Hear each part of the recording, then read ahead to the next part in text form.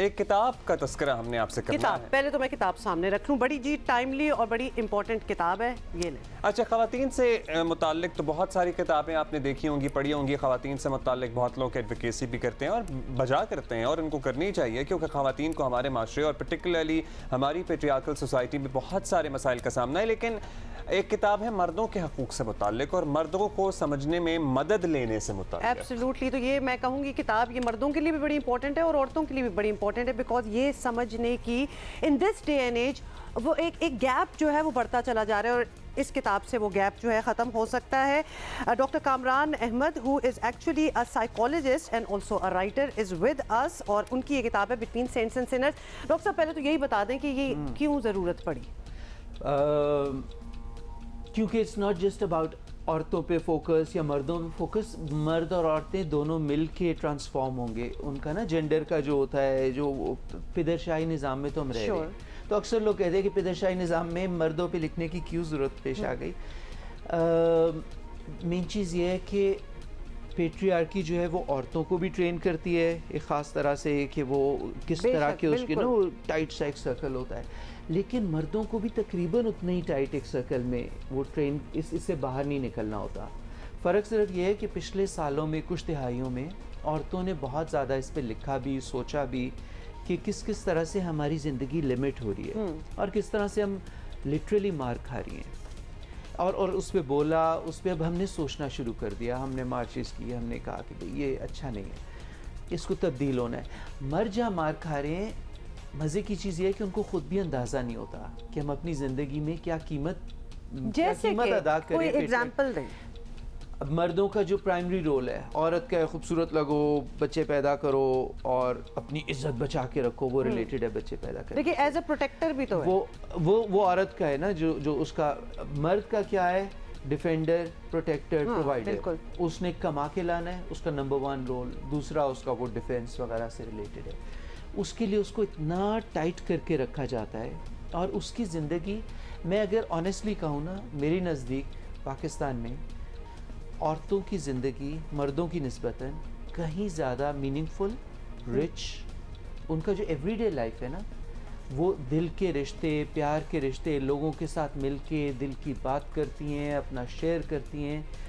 मर्दों की ज़िंदगी जब मैं देखता हूँ तो वो वैसे इंटेलेक्चुअल इकोनॉमिक बातें करते रहते हैं, लेकिन इतनी खाली ज़िंदगियाँ हैं।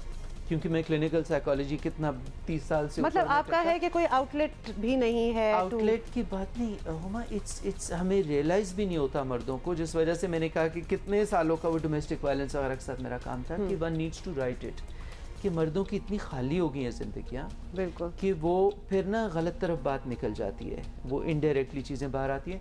हमारा मीनिंगफुल रिश्ते, प्यार के रिश्ते, कनेक्शन बनाना कैसे है दिल का, प्राइमरीली डॉक्टर साहब अगर जो किताब ये पढ़ेंगे, what will they take out of it? मतलब अगर इन अ नटशेल आप बता सकें कि उसका क्या होगा कि मर्दों के हवाले से, कि वो जो मर्द पढ़ रहे हैं कि हमारी ज़िंदगी में क्या क्या एस्पेक्ट्स हैं जो दब गए हैं, और हमें अगर ये पैसा कमाने का था तो उसके पीछे हमने क्या कीमत पे की, किस तरह हमसे वो सॉफ्टनेस, जो सॉफ्टवेयर स्किल्स होते हैं ना, पीपल स्किल्स, वो तो गायब ही हो जाती है। और सेंसिटिविटी, कम्युनिकेट नहीं करना, औरतों की तरह बैठ के बातें नहीं करना, और ये दिल के रिश्ते ये तो औरतों का घर में बच्चों के साथ प्यार के वो चीज़ें, दोज मैटर। लेकिन मर्दों के साथ मैंने इतनी दफ़ा देखा है कि रिटायर्ड मर्द हमारे यहाँ बहुत कॉमन है।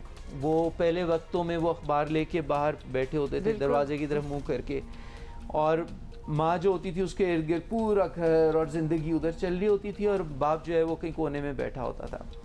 अब वो कभी टीवी लगा के बैठे होते हैं या कुछ, लेकिन जो life is happening around the mother, Mao की ज़िंदगी घूमती है, और मर्दों को पता भी नहीं लगता कि हमारे साथ हुआ क्या, और हम किस चीज़ से डिप्राइव्ड हैं, किस चीज़ से डिप्राइव्ड हैं, हमारी ज़िंदगी क्यों इतनी खाली है। कभी कभी कोई मर्द मुझसे बड़ी उम्र के जब आते थे तो कहते थे कि सारी उम्र मैंने क्या मेहनत की, मैं बाहर रहा, 100 तरह के मौके आए, मैंने और बच्चे अब भी मांग गए हैं। मैं वापस आता हूँ, बच्चे बड़े अदब से सलाम करते हैं झुक के, और बड़ी इज्जत करते हैं मेरी, लेकिन जाके अम्मी से बात करते हैं। बिल्कुल एक वो स्ट्रेंजर्स वाली माँ ने बताना होता है तो कभी बता देती है कि आपकी बेटी के साथ क्या हो रहा है या कुछ, मैं उससे पूछ लेता हूँ कि परेशान लग रही है, क्या हुआ, उसको नहीं पता होता। कोई मिडिल ग्राउंड है, मतलब I don't know what you want to ask, लेकिन आई एम जस्ट एस्पेक्ट है ये एक्सप्लोर करने के लिए, और एक्सप्लोर करने के लिए आपको किताब पढ़नी पड़ेगी between saints and sinners understanding men, doctor Kamran Ahmed की। जो इम्पोर्टेंट चीज़ वो भी होती है कि फिर इसके बाद करें क्या हम,